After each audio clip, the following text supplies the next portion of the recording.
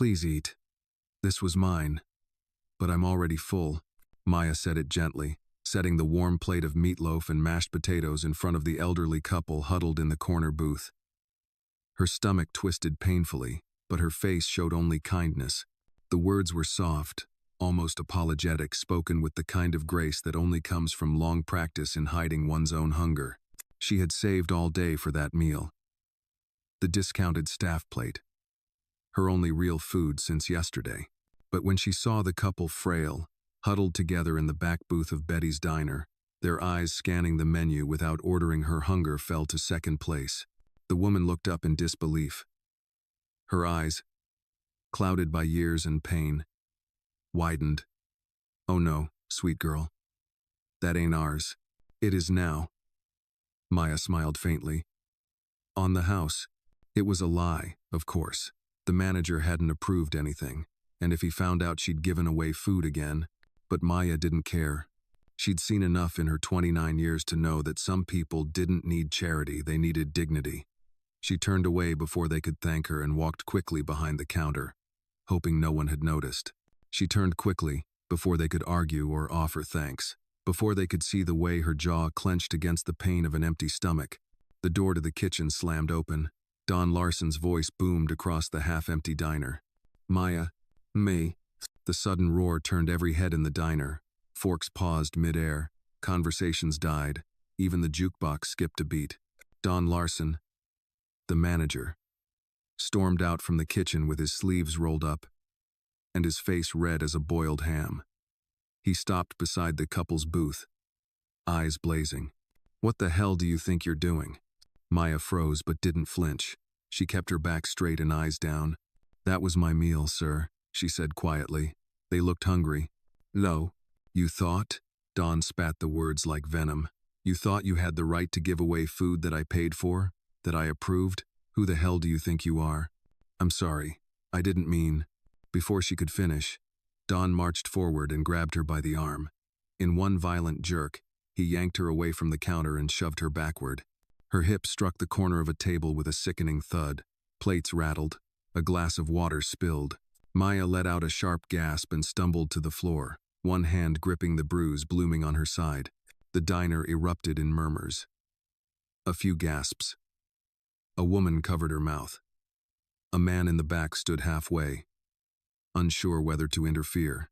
Hey now, the old man at the booth called out. That's no way to treat her. She was just… You shut your damn mouth, Don barked. I run this place. I decide who eats and who starves. And you, he pointed a trembling, furious finger at Maya. You're one more stunt away from being tossed out for good. The elderly woman, clutching her husband's hand, whispered. She was just trying to help us. And now she's about to help herself to unemployment, Don sneered. Maya scrambled up on shaking legs, face pale with shock. Please, sir, please don't fire me. I need this job. It won't happen again. I swear. Please. Her voice cracked. Her knees gave way. She sank to the floor, tears welling in her eyes. I'm sorry, she whispered. Please, Mr. Larson, I won't do it again. I promise. I'm sorry. She bent forward, hands pressed to the grimy linoleum, her tears dripping soundlessly to the floor. The entire diner watched in stunned silence. He leaned in close, his voice sharp and slow. Last warning. You pull this again, and you'll be cleaning toilets for your next gig. Understood? Yes, sir. Maya nodded desperately, still kneeling. Good.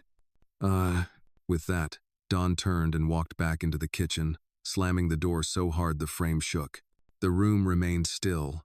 No one moved. No one spoke. No one except the man in the far corner booth. He hadn't looked away once. Alexander Reed sat motionless, his untouched coffee, now cold. From the moment Maya set the plate down, he'd watched every second, every word, every blow, every tear. He'd seen injustice in many forms, but this one hit differently, not because of the violence, but because of the silence. How easily good people were humiliated. How kindness was punished. How power, no matter how small, turned men into monsters. Maya, still trembling, stood slowly. She wiped her eyes with the sleeve of her apron and moved to the back, forcing herself to breathe. She didn't make eye contact with anyone. She didn't want pity, only to survive the rest of her shift. At 10:45, the last customer left. Maya cleaned in silence, clocked out, and grabbed her coat. Her side still throbbed from the impact. She wrapped her arms around herself tightly as she stepped into the cold. Outside, the snow was falling harder now. Streetlights flickered above wet sidewalks. She walked fast, head down, past shuttered storefronts and quiet alleyways. Her apartment was 5 blocks away, barely more than a closet with a sink, but it was hers, and tonight, that was enough. Inside, she lit a candle and heated water for tea. There was no dinner left, not even a cracker, but she didn't regret it. As she sat on her futon, sore and sore-hearted, she whispered to the photo of her mother taped to the fridge. "I tried, Mama. I really did." And somewhere, just across the street, a man sat in a dark SUV watching the second-story window flicker with candlelight. Alexander Reed had seen enough. Tomorrow, he would return, but not as a customer. Maya stirred her tea absent-mindedly, watching the steam rise in lazy curls toward the cracked ceiling. The cinnamon candle flickered beside her, casting soft shadows across the tiny apartment. Her side ached from where she'd hit the table. Her knees were sore from the floor. But what hurt more was the look on Don Larson's face, like she was nothing. Less than nothing. She glanced toward the window. Snow had begun piling up on the fire escape. It was nearly midnight. Most of the neighborhood had gone quiet, save for the occasional hum of a passing car or the distant barking of a dog down the alley. Still, she felt something, a tingle in her skin. Like someone was watching. She pulled the curtain aside slightly. Across the street, parked beneath a flickering streetlight, sat a black SUV. Sleek, tinted windows, idle. It didn't belong there. Not in this part of Denver, not at this hour. She stared at it for a moment, the unease creeping into her throat. Then she dropped the curtain and stepped back, pressing her hands to her chest. Maybe it was nothing. Maybe someone was waiting for a friend, or sleeping in the car. That happened, right? But deep inside, she felt it the same way animals feel storms before they come. Something was shifting. Inside the SUV, Alexander Reed sat still, his gloved hands resting gently on the steering wheel. The heat hummed low. The radio was off. He hadn't moved in 20 minutes. He wasn't sure what had pulled him to follow her. He told himself it was curiosity, or maybe guilt. But as he watched the dim light in Maya's apartment flicker behind the curtain, he realized it was something else entirely. Conviction. That girl, no. That woman had every reason to hold her head high tonight. But she had been broken in front of strangers. And still, she didn't retaliate. She didn't scream. She didn't threaten lawsuits or throw things, or curse the heavens. She did what so few people did anymore. She bowed, not in shame, but in humility. He had seen courage in war zones. He had seen grace in boardrooms. But this was something different. Alexander looked down at the folder on his passenger seat. Inside were the names of 5 candidates for the position he'd been struggling to fill at Reed Foundation. Community Programs Liaison. Every one of them had degrees, experience, recommendations. None of them had knelt to the ground just to keep a job that barely paid minimum wage. He reached for his phone and tapped out a message. "Find out everything you can about Maya Williams," quietly. He hit send. Then he leaned back, closed his eyes, and whispered, "God, I hope I'm not too late." The next morning, Maya rose before dawn. Her body still ached. She dressed slowly, wincing as she bent to tie her shoes. No breakfast today. There wasn't anything left. Just more bills in the mailbox and the haunting silence of a fridge that hadn't hummed in 2 days. She checked her bus card just enough for a round trip. She wrapped her scarf tight and stepped outside into the frozen morning. But as she reached the sidewalk, she stopped. There it was again, the SUV, parked in the same place. Still idle, still dark. She crossed the street quickly, heart racing. Whoever it was, they'd been there too long. But before she could even step past the vehicle, the driver's window lowered with a soft mechanical whir. Alexander Reed looked at her with calm, measured eyes. "Miss Williams," he said simply. Maya froze. "Do I know you?" No, but I know what you did last night, and I know how much it cost you. Her stomach twisted. Her voice came out hoarse. Look, if this is about the food I already got yelled at, I don't want any trouble. You won't get any from me. His voice was low, gentle. I'm not here to scold you. I'm here to offer you something. She frowned, her guard rising fast. What kind of something? Alexander reached into the passenger seat and lifted a small envelope. A meeting. At noon today. My office. I'd like to talk to you about an opportunity. She didn't move. I promise, no tricks. You can even bring someone with you if it helps you feel safe. Maya looked at the envelope in his hand, then at the SUV, then back to him. His eyes didn't waver. No arrogance, no smirk, just calm, patience. Why me? She finally asked. He smiled faintly. Because in a room full of people doing nothing, you gave away your only meal, and didn't ask for applause. She hesitated, then slowly, she stepped forward and took the envelope from his hand. She didn't open it yet. I don't have anything fancy to wear, she said quietly. I'm not looking for fancy. He nodded once. Noon, if you choose to come. And with that, the window rolled up, and the SUV pulled away, smooth and silent, vanishing into the morning light. Maya stood on the sidewalk, stunned. Then she looked down at the envelope in her hand. Her name was written on the front in clean handwriting. Maya Williams. As if she mattered. As if someone somewhere had been paying attention.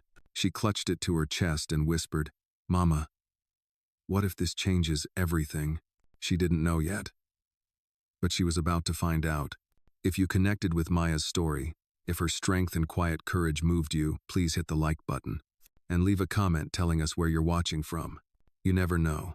Someone just around the corner might be watching this too and feeling the same way you do. Maya sat in the back of the bus, the envelope still clutched in her hands like it might disappear if she let go. Her eyes flicked over the address one more time. Reed Foundation, 717 Copperstone Avenue, Suite 14B. It sounded like a place that didn't have broken lights or water stains on the ceiling. A place where people wore suits and didn't apologize for being heard. She hadn't told anyone about the invitation, not even her Aunt Jo, who usually knew everything. It felt too fragile to say out loud, like saying it might shatter it. Maya didn't even know if this was a job offer, a charity gesture, or some kind of elaborate prank.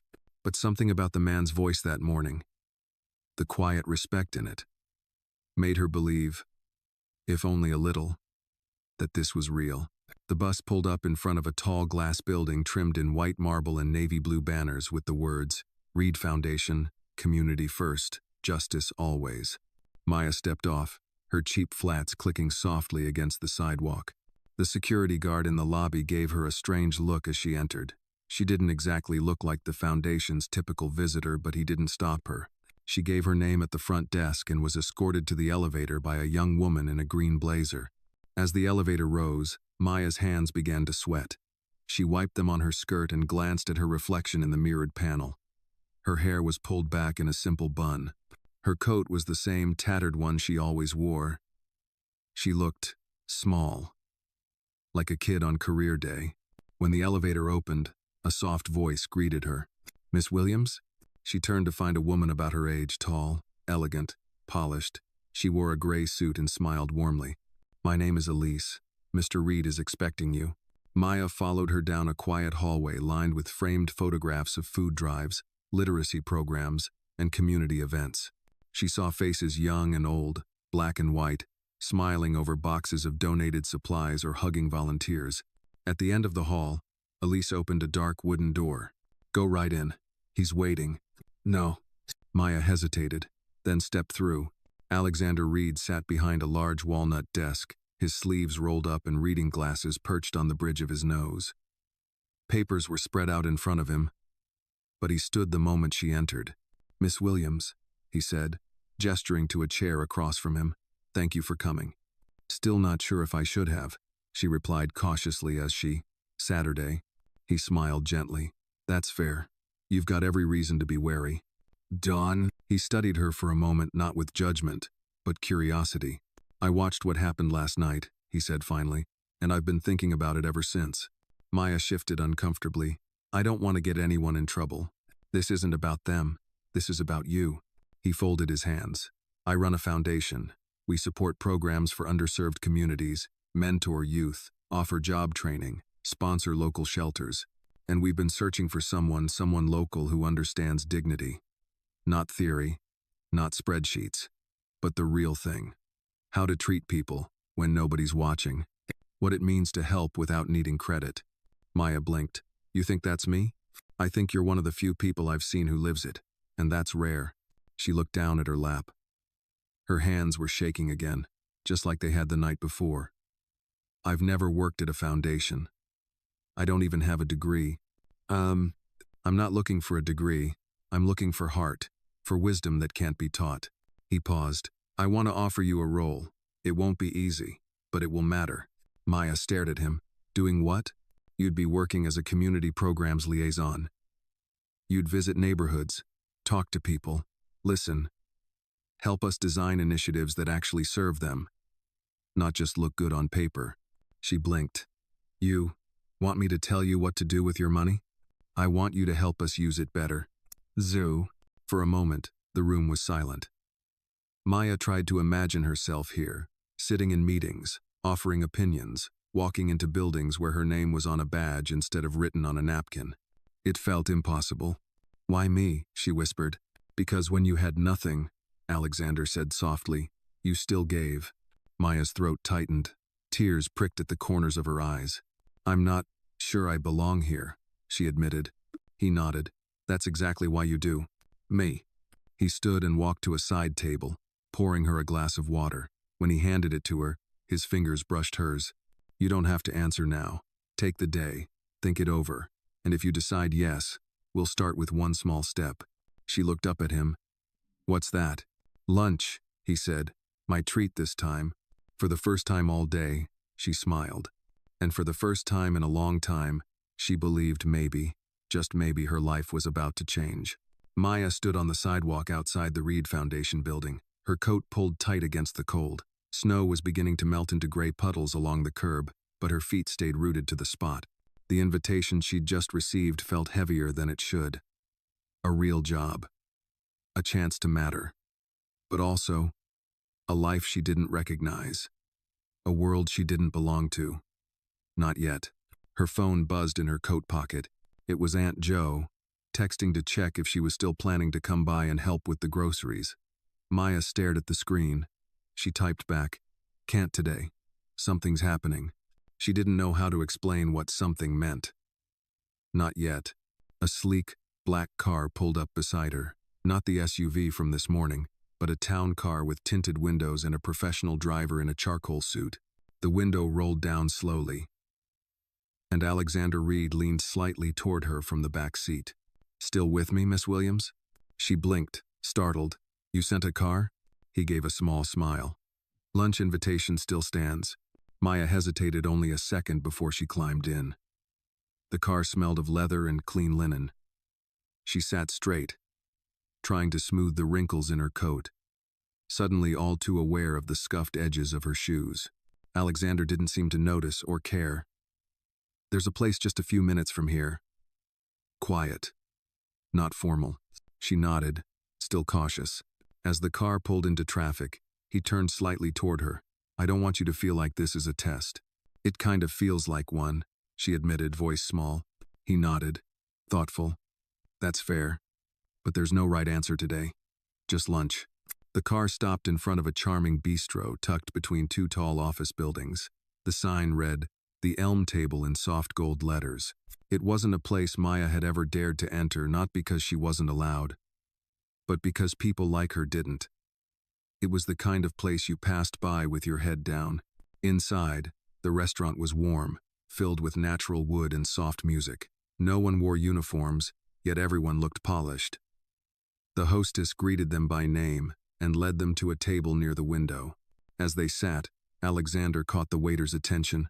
Whatever Miss Williams would like. No. Maya scanned the menu, her eyes snagging on prices that made her stomach twist. $15 for soup. $22 for a sandwich. She looked up at Alexander nervously. I'll just get a salad, she murmured. Miss Williams, he said gently. You haven't eaten since yesterday, have you? She blushed. I'm fine. I watched you give away your only meal.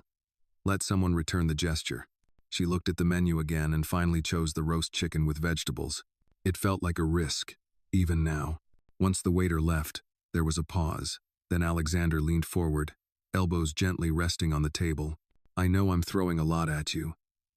And I know men like me haven't always earned trust easily. Especially from people who've been overlooked. Maya raised an eyebrow. You know much about being overlooked? He gave a faint smile. No. But I've overlooked others. Too many times. She nodded, appreciating the honesty. He continued, the job I'm offering isn't about giving you charity. It's about giving this city a voice it's long ignored. You've lived in places most of our donors only read about. You've survived on paychecks our executives couldn't stretch for a day. You make it sound noble, she said. It is noble, he replied firmly. But more than that, it's useful. You have insight. We don't. We need that. I need that. Maya shifted in her seat. I don't want to be a figurehead. You wouldn't be. You'd be leading community outreach, starting with a pilot program in the West End. You'd meet with local shelters, food pantries, health clinics.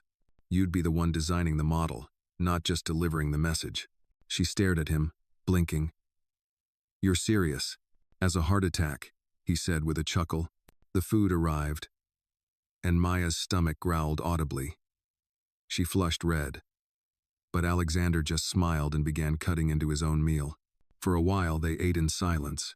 Then he asked, what would you do first, if you had full control? She hesitated, then said, I'd fix the clinic hours on 38th and Carver. People wait 5 hours just to be turned away by noon. Half of them work night shifts and can't make it in time. He nodded. Good. What else? She frowned, thinking. There's a mobile food pantry near the train station. It only comes twice a month, and people fight over the last loaves of bread. I'd double that run. Alexander leaned back, smiling. See? That's what I mean. You already know where the cracks are. Maya looked down at her plate. I'm not used to being asked what I think. Then let this be the first of many times. She smiled softly, the fear in her chest starting to loosen. She didn't know how. But this lunch, this strange detour in her otherwise ordinary life was beginning to feel like something more than luck. It felt like a beginning. By the time Maya stepped back onto the sidewalk, her stomach was full, but her mind was spinning. The job offer was real. So was the paycheck. So was the office. So was the weight of expectation that came with it. She held the manila folder Alexander had given her during dessert inside. A draft contract, some forms to fill, and a note scribbled in his clean, careful handwriting. Start when you're ready. We'll be here. It was almost too much to take in. Maya had never signed anything more official than a W-2. Most of her jobs had been paid in cash or tips, with schedules scrawled on whiteboards in greasy kitchens. The idea of health insurance and a retirement plan felt almost foreign, unreal. As she turned the corner and headed toward the bus stop, she felt her phone buzz again. Aunt Jo. You okay, baby? Haven't heard from you. Maya stopped walking. For a moment, the silence of the street swallowed her. Then she typed, I think my life might be changing. She hit send before she could overthink it. Back at her apartment, Maya sat at the small folding table near the window. The folder lay open in front of her, its pages spread out like puzzle pieces waiting to be understood. She took a deep breath and started reading slowly, carefully. The job title looked strange printed beside her name, Community Liaison West End Pilot Program. There were benefits, real ones, healthcare, paid time off, an education credit. The salary made her pause. It wasn't fortune money, but it was the kind of money that could finally fix the leaky ceiling, pay off her mom's funeral debt, replace the broken heater, maybe even save. She touched the corner of the page with her fingers and whispered, Mama, look. But the joy didn't come right away. Instead, her stomach twisted with old fear. Fear that this was too good, too fast, that someone would snatch it away, that it was some mistake, a misunderstanding. The scars of survival had taught her to be cautious with hope. She turned to the next page. Background check. References. Emergency contact. all the usual. And then, a simple line that made her stomach drop. "Have you ever been convicted of a crime?" Maya sat back in her chair. It was a question she had learned to expect. A box she had checked no on. Sometimes truthfully, and sometimes not. She reached slowly for the bottom drawer of her nightstand. Tucked beneath old receipts and expired coupons was a faded envelope. Inside, the official document sealed, stamped, and long forgotten reminded her of a mistake that never quite let go. It wasn't major. She hadn't hurt anyone. But when she was 19 and desperate, she'd taken a pack of baby formula and bread from a convenience store in 5 Points. Security caught her before she made it out the door. The clerk had called the cops. She'd spent 1 night in holding, 2 months doing community service, and 5 years carrying the weight of it. The record had been expunged 2 years ago, thanks to a public defender who took pity on her, but still, she always worried that some door would slam because of it. Would this be that door? Her eyes burned. She leaned forward, resting her forehead on the table, trying to breathe through the wave of shame that had crept back in like a winter draft. All she'd wanted was to feed her baby cousin. Her aunt had run out of money that week. No formula, no food stamps, no options. And Maya had chosen desperation over silence. She remembered the officer who arrested her, a tall man who barely looked at her when he cuffed her. He didn't ask why. Didn't seem to care. To the system, she was a thief, not a hungry girl from a hungry block. A knock at the door startled her. She wiped her eyes quickly and crossed the room. Outside stood a woman with a clipboard and a Reed Foundation badge clipped to her coat. "Hi, Miss Williams," she said kindly. "I'm Carmen. I work with Mr. Reed."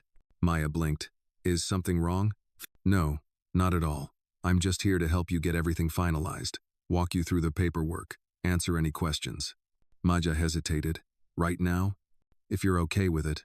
She stepped aside, letting Carmen in. The woman sat across from her, opening a laptop and placing a small folder on the table. They went over each page together.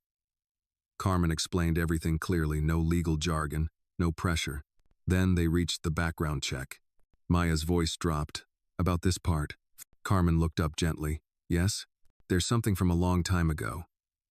It's been cleared legally, but I wasn't sure what to put." Carmen didn't flinch. She closed her laptop. "You were 19? Maya nodded. "No harm done, no charges pending, and you've had steady employment since?" "Yes." Carmen gave a small smile. "Then it's not a problem. Not for us." Maya stared. "It's not, Mr. Reed doesn't judge people for surviving, especially not when the system failed first." For the first time in years, Maya exhaled fully. I didn't want it to ruin this." "It won't," Carmen said firmly. "You're not defined by one hard choice. You're defined by what you do next." They finished the forms. Carmen stood to leave but paused at the door. "Welcome aboard, Miss Williams." Maya looked down at the contract, now signed, now hers. And when the door closed, she let herself smile through the tears. The past hadn't disappeared. But for the first time, it wasn't the end of her story. It was just the beginning of a new chapter. The next morning, Maya stood outside Betty's diner, staring at the flaking green paint of the front door and the fogged-up windows. She hadn't planned on coming back, not after the humiliation, not after the bruises on her hip had bloomed purple and blue like warning signs. But she wasn't here to clock in. She was here to say goodbye.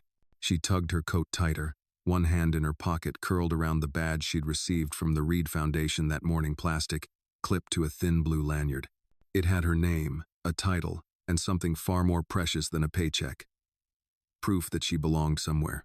As she stepped inside, the bell above the door gave its usual tired jingle. The smell of bacon grease and burnt coffee hit her like a memory. For a moment, her body reacted by habit, eyes scanning for unbussed tables, ears listening for the bark of Don's voice from the back kitchen. But this time, she wasn't here to serve. "Back already?" Sandra, one of the other waitresses, called from behind the counter. Her tone was cautious, unsure. Maya gave a small nod. "Just for a minute." From the corner booth, the same elderly couple, Harold and Louise. She'd learned their names later, looked up as she walked in. Louise's face lit up with recognition and something deeper, gratitude. Harold nudged her gently. That's the one, Lou. That's her. Maya offered a polite smile, but her nerves were beginning to rise. Dawn hadn't seen her yet. She didn't know what version of him she'd face this time, sneering, shouting, or smugly silent. She didn't have to wait long. From the kitchen, the door swung open and out came Don Larson, wiping his hands on a rag, eyes landing on her like a hawk spotting a wounded rabbit. "Well, look who finally crawled back in," he sneered. "Here to beg for your job back?" Maya held her ground. "No, I'm not here for that." Don chuckled darkly, stepping closer. "You think just walking in here makes things right? After making a scene like that? You think people didn't talk? That old couple's probably still whining about it." "No, they're not," Maya said calmly. "And I didn't come here to argue." Don narrowed his eyes. "Then why are you here?" "To say thank you," she said. He blinked, confused. "Thank you? For showing me what I never want to become." There was a pause, a sharp inhale somewhere behind the counter. Someone dropped a fork. Don stepped forward again, his chest puffing. "You think you can come in here, mouth off, and walk out without consequences?" "I already have," Maya said softly. She reached into her coat and pulled out her badge. "I don't need this place anymore." He grabbed the badge and squinted at it. "Community liaison? Reed Foundation? What is this pity work?" "No," she said evenly. "It's purpose. Something I've never found under your roof." The diner was silent. Even the sizzling from the kitchen seemed to quiet down. Don scoffed and tossed the badge onto the counter like it burned his fingers. "You'll be back. When that charity gig dries up, they always do." Maya didn't flinch. "Maybe. But if I come back, it won't be to serve tables. It'll be to make sure nobody else ends up being treated the way you treated me." "You threatening me?" "I'm promising myself," she said. At that, Louise stood up from the booth. Her cane clacked against the linoleum. "You should be ashamed," she said to Don, her voice trembling but loud. "That girl has more grace than you've ever shown in your life." Don rolled his eyes. "Stay out of it, lady." But others were standing now too, two cooks peeking from the kitchen, a young couple at the front booth, even Sandra from behind the counter. Don noticed. His jaw tensed. Maya turned toward the door, letting the moment speak louder than anything she could say. As she stepped outside, the cold air hit her cheeks like a blessing. For the first time in years, she didn't feel like she was running from something. She was walking into something new. Across the street, a familiar car was parked again. The back window rolled down. "Everything go all right?" Alexander asked from inside. She nodded, her breath fogging in the cold. "Better than expected." He smiled.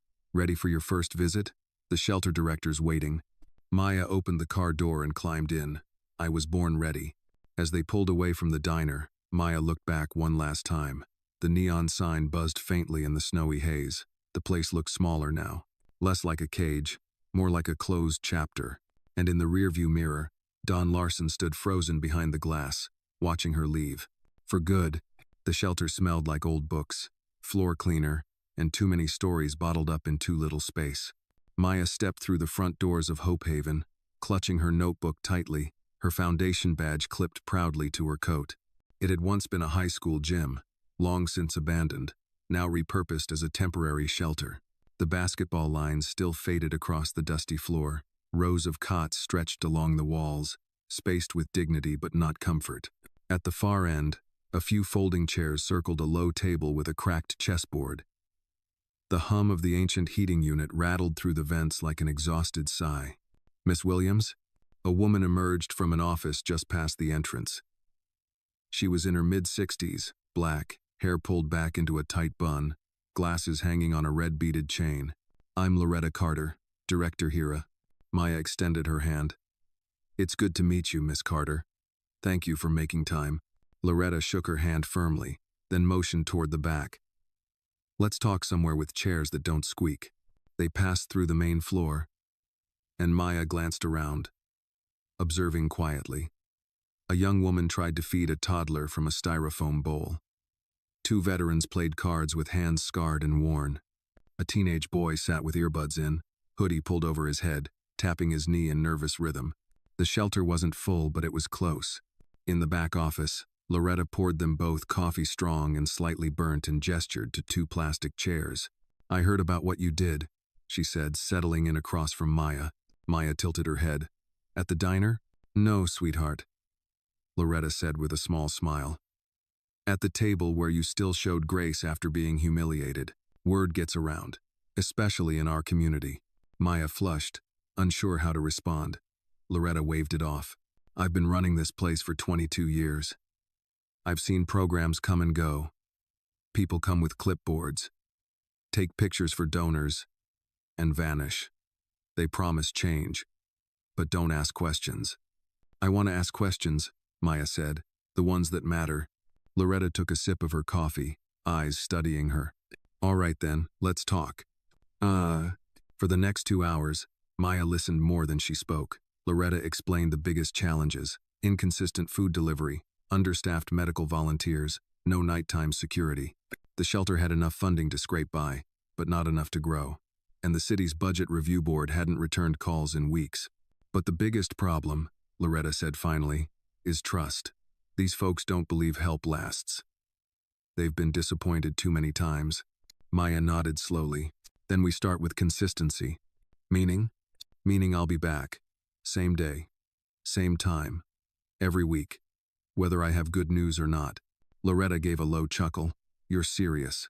I've been one of them, Maya said. I know what it's like to count on something and have it disappear. I don't plan to disappear. Before she left, Loretta walked her through the rooms again. They stopped near the kitchen, where a group of women were sorting canned goods into old milk crates. One of them looked up. She was maybe 50, white hair twisted into a scarf, her face lean but kind. Is this the new lady? She asked. Loretta nodded. This is Maya. She's with the Reed Foundation. The woman raised an eyebrow. You look young. I'm older than I feel, Maya replied with a smile. The women laughed, a gentle sound that made the cold gym feel a little warmer. She's got manners, another woman muttered approvingly. We like manners. Maya left the shelter with a list of names, concerns, and ideas. As she climbed into the back of the waiting car, Alexander was already reviewing an email on his phone. How'd it go? He asked, glancing up. They need everything, Maya said honestly. But mostly, they need to believe someone's listening. And you think we can earn that? We have to. He smiled. Good. I've already drafted the first proposal. Funding reallocation for food support, medical outreach, and basic repairs. If you think it's solid, I'll take it to the board. Maya blinked. You're asking me to approve it? Alexander handed her the tablet. This is your program, Maya. I just write the checks. She read through the document carefully, noting the detailed budgeting, the estimated hours, the metrics for success. It was thorough, but it also included a note she hadn't expected. Fasasatu, lead, Maya Williams. She looked up at him. You put my name on this? It's your work. Her voice cracked slightly. It's just, I've never led anything before. Alexander's tone softened. Then it's about time. As the car pulled away from the shelter, Maya looked out the window, watching the faded brick building shrink behind them. But something had shifted. She wasn't watching from the outside anymore. She was part of the story, and the next chapter was hers to write. The sky had already darkened when Maya returned home, her shoulders stiff from the weight of the day. But unlike the heaviness of her old waitress shifts, this weight felt earned. Her feet were tired, her brain overworked, and yet she felt something she hadn't in years. Pride. She dropped her coat on the hook and kicked off her shoes.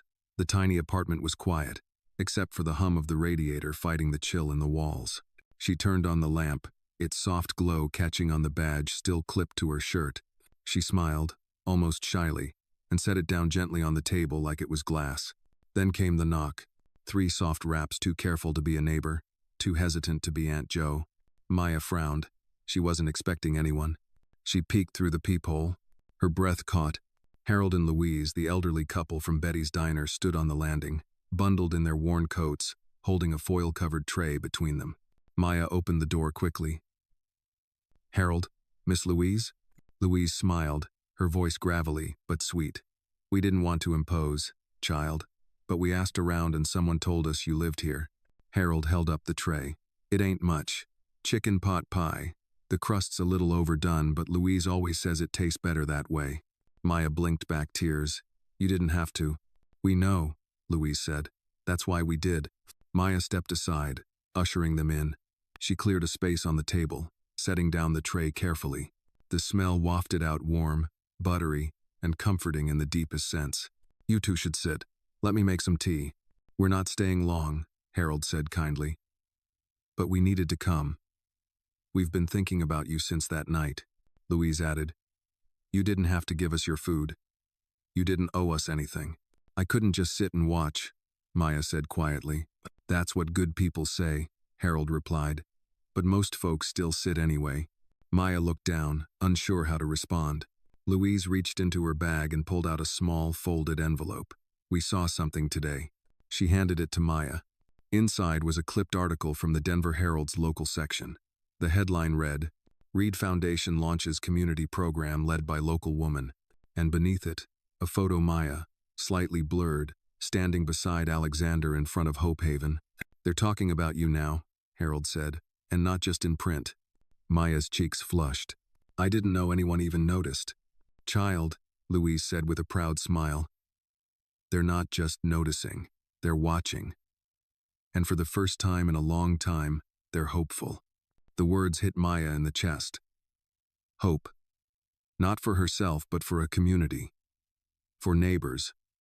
For strangers. For people like Harold and Louise. They sat for a while, sharing tea and laughter. Harold told a story about his years fixing elevators downtown. Louise talked about the one time she met Aretha Franklin in a hotel lobby and was too stunned to ask for an autograph. Maya listened like a child at bedtime, heart swelling with every detail. As the couple stood to leave, Harold paused at the door. Don't let that badge change you too much, Maya. You already have everything you need. And with that, they stepped out into the cold night. Maya closed the door, tray still warm in her hands, heart fuller than it had been in years. She moved to the window and looked out. The block was quiet. Streetlights buzzed. Somewhere in the distance, a train horn sounded low and mournful. She turned back to the badge on the table and sat beside it, placing the article clipping next to it like a sacred artifact. She thought of all the people at the shelter, of the kids still sitting hungry on the bus, of the women like Louise, kind and invisible, surviving quietly with fire in their bones. She whispered into the silence, "Let them keep watching. I'll make it count." Then she picked up her notebook and began writing her plan for the week clinic outreach Monday, pantry assessment Tuesday, shelter inventory Wednesday. One page became two became five. She was building something word by word, step by step. And for the first time in her life, people were listening. Friday afternoon found Maya walking through the corridors of the Reed Foundation's main office, a clipboard tucked under her arm, and a pen clenched between her fingers like a sword. She'd come a long way from diner shifts and sleepless nights. Now she was setting up meetings, writing reports, and actually being heard. But as she stepped onto the executive floor for the first time, she couldn't shake the feeling that the air here was colder. Cleaner too, like the kind of clean that smelled expensive and unwelcoming. The receptionist smiled politely and directed her to conference room 3B. As Maya turned the corner, she paused. Through the partially closed glass door, she could see them. 4 sharply dressed board members, 3 men and 1 woman, seated with Alexander at the head of the table. They hadn't seen her yet. She raised her hand to knock. Then she heard it. "She's a waitress," said a smooth, dismissive voice. One of the board members, middle-aged, silver hair, tailored suit that screamed old money. Maya froze. "She's not qualified to lead anything," the woman added.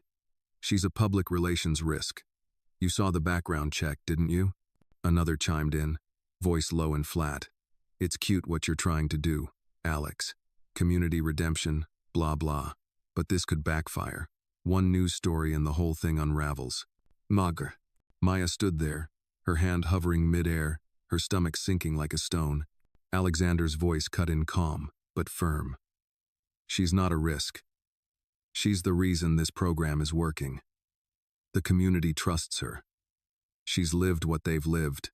She's been arrested," the silver-haired man snapped. "You want that tied to our name?" Maya slowly stepped back. She didn't wait to hear the rest. Her fingers were trembling as she walked to the elevator and pressed the button with too much force. Ding! She stepped inside, head down. Her reflection in the mirrored walls stared back at her badge clipped to her shirt. Heels she still hadn't gotten used to. Hair pulled into a bun she'd redone 3 times this morning to look professional. But no matter how much she polished, someone would always see the cracks first. She spent the rest of the day at Hope Haven, trying to push the voices out of her head, but they followed her from Loretta's office to the pantry to the makeshift classroom, where a retired teacher held reading sessions for the kids. She's a waitress. She's not qualified. She's been arrested. By sundown, Maya was outside behind the shelter, sitting on the concrete steps with her coat wrapped tight and her thoughts darker than the sky above. Loretta found her there. Bad day? Maya nodded. Want to talk about it? I overheard some of the board members at the foundation, Maya said. They think I don't belong. Loretta sat beside her, cracking her knees as she lowered herself. Well, you don't belong. Maya turned, startled. Not in their little glass castle. Not in their spreadsheets and wine fundraisers. You belong here with us, where things actually happen. Maya sighed. They think I'm just some charity case, a gamble, a girl with a record and a sob story. Oh, Loretta snorted. You're a woman with grit. That scares people who've never had to fight for air. Maya went quiet. Loretta nudged her. You ever seen a tree grow through concrete? I've seen weeds. No, child. Not weeds. A real tree. Thick roots. Split the sidewalk right open. Maya nodded slowly. That's you. You're breaking what they thought was solid ground. A few quiet moments passed. Then Maya asked, do you think I should quit? Loretta didn't answer right away. Then gently, only if you're done growing. Maya stared out at the streetlight buzzing above the alley. She wasn't done. Not even close. The next morning, she arrived early at the foundation. The same receptionist smiled at her with a hint of surprise. Miss Williams, I didn't think you had anything scheduled today. I need to see Mr. Reed. He's in a meeting. I'll wait. She sat in the lobby, back straight, eyes locked on the door. When Alexander finally appeared, he looked tired. His tie was slightly askew, and his eyes widened when he saw her. Maya? I heard them, she said. His jaw tightened. She stepped forward. You defended me. I appreciate that. But I'm not here for reassurance. Alexander raised an eyebrow. No? I'm here to tell you if I stay, I'm not staying quiet. I won't let this program become a photo op. I won't smile for the donors and stay out of the way. He nodded slowly. Understood. My zix. And if that makes me a risk, then so be it. A silence stretched between them. Then Alexander smiled. Not the polite kind, but something deeper. Fiercer. I was hoping you'd say that. He reached into his jacket and pulled out a folded paper. Then it's a good day to tell you we're expanding the pilot. 3 more neighborhoods. And I want you training the new liaisons. Maya blinked. Wait. I'd be their supervisor? Yes. But I just started, and you've already done more in a week than most do in a year. Maya's throat tightened. He added, they may whisper, but you're the one changing lives. She nodded, her voice quiet but steady. Then let's get to work.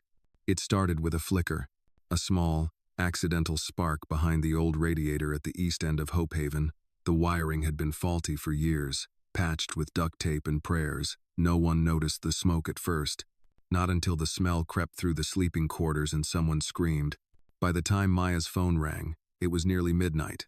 She bolted upright in bed, the screen glowing with Loretta's name. Loretta.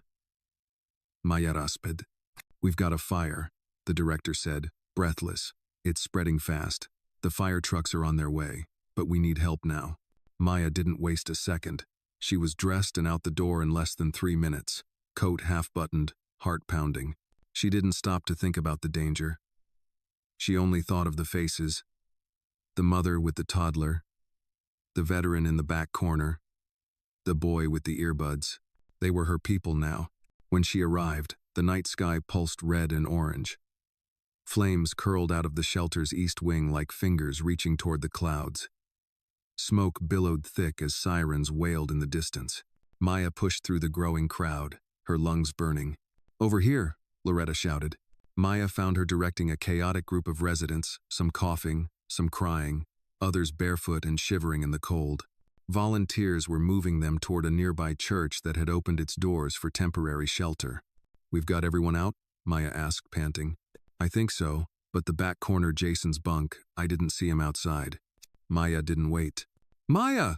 Loretta yelled after her, but she was already running, her feet pounding across pavement slick with ice and ash. She found Jason, the teenage boy with the earbuds curled in a corner under a blanket, eyes wide with terror, frozen in place by smoke and fear. The fire hadn't reached him yet, but it was close. "Jason," Maya knelt beside him, "you have to move. Now." I can't," he stammered, his voice trembling. "I hear the sirens. I can't move when I hear the sirens." Maya remembered then he'd once mentioned something about his brother, a police chase, a memory laced with trauma. The sirens paralyzed him. "Okay," she said softly, crouching to his level. "Don't listen to the sirens. Listen to me." He shook his head violently, tears running down his cheeks. "Jason," she said firmly, reaching for his hand, "I know you're scared, but you're not alone. I'm right here, and we're getting out of here together, one step at a time. Just focus on my voice." He blinked at her. She squeezed his hand. "Follow me. We'll count 1, 2, 3, and move." The first step was shaky. The second was better. By the third, he was moving. They stumbled out of the building just as one of the firemen rushed in behind them. Jason collapsed on the grass, sobbing, and Maya fell beside him, coughing hard, but alive. Loretta ran over, grabbing Maya by the shoulders. "You could have died," Maya rasped. "So could he." Later, wrapped in a donated blanket, sitting on the church steps, Maya watched the last flames die under the firefighters' hoses. Half of Hope Haven was gone, but everyone had made it out alive. Alexander arrived minutes later, wearing a sweatshirt and jeans, his hair still damp from sleep. "Maya," he called out, rushing to her side. "Are you hurt?" "No," she said hoarsely, "but the shelter island." He crouched beside her, his face pale. "I'll call the board. We'll start a fund for rebuilding. Full structural renovation. We'll put them up in hotels. In the meantime, no one's going back out on the streets." She nodded, her throat tightening. "They need more than a building. They need to feel safe again." He looked at her, then at the wreckage. "You saved that boy's life." Maya shook her head. "He saved himself. I just helped him believe he could." Alexander reached into his coat and handed her a folded document. "What's this?" she asked, frowning. "It's your promotion." She blinked. "My what?" "You're now Director of Field Operations for the Community Initiative. You've done more than anyone in that position ever has, and you've earned the title a dozen times over." She stared at the paper, stunned. "I don't want this to be about titles," she whispered. "It's not. It's about trust," Alexander said, "and about the people we're serving. They trust you, Maya. They follow you. And after tonight, they'll never forget you." As dawn began to break, casting golden light over the smoke-stained sky, Maya stood up. Her blanket fell to the ground, and for a moment, she stood tall and steady in the morning chill. She wasn't just surviving anymore. She was leading. Maya hadn't meant to become the face of anything, but by Sunday morning, her name was on every local news station.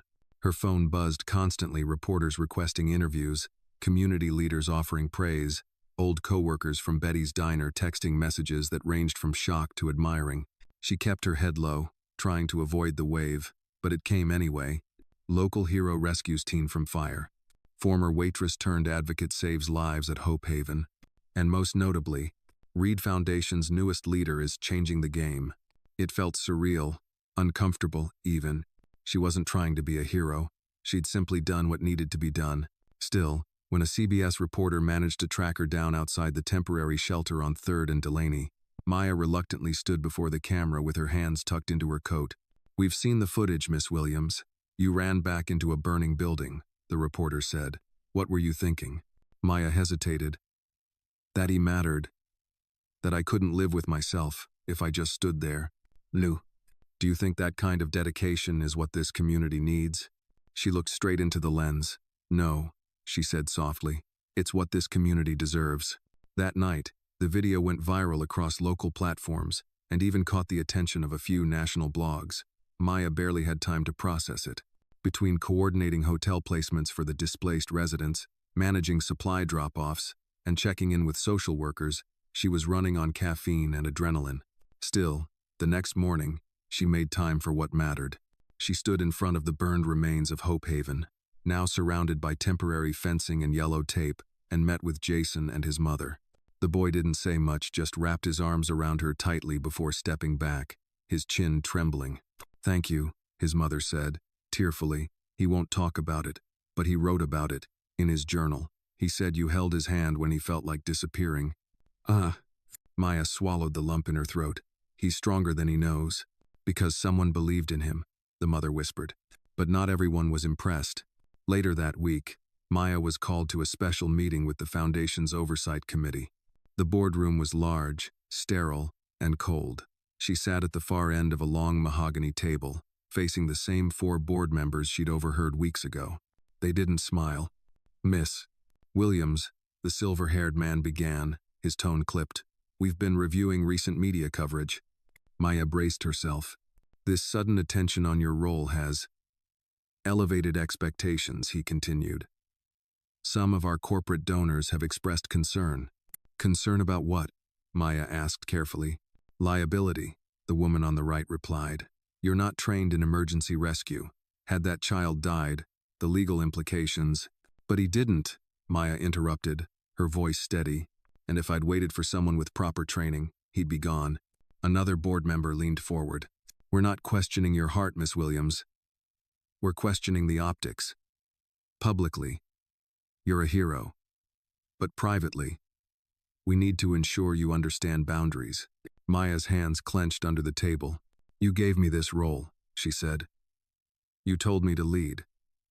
Leading means taking risks. It means being where the people are not behind desks. Calculating liability." "Mend." Alexander sat quietly at the side of the room. He'd been instructed not to speak, but his eyes never left her. Silverhair sighed. "We'll continue monitoring your work closely. We hope you'll operate with more restraint in the future."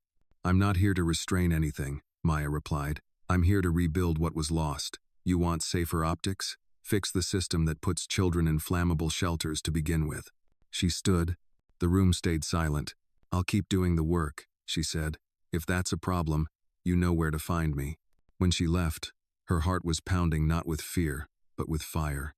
Outside, Alexander caught up to her in the hallway. "You weren't wrong," he said quietly, "but that room doesn't like being challenged." "I didn't come here to be liked," Maya muttered. He smiled. "No, you came to make change. And you're doing it. Every step, every day." She looked at him. "Will they try to push me out?" "They might, but if they do, I'll be right behind you." The words landed heavy. She nodded. "Then let's give them something worth fearing." Later that night, Maya stood at the temporary shelter, helping pass out donated coats.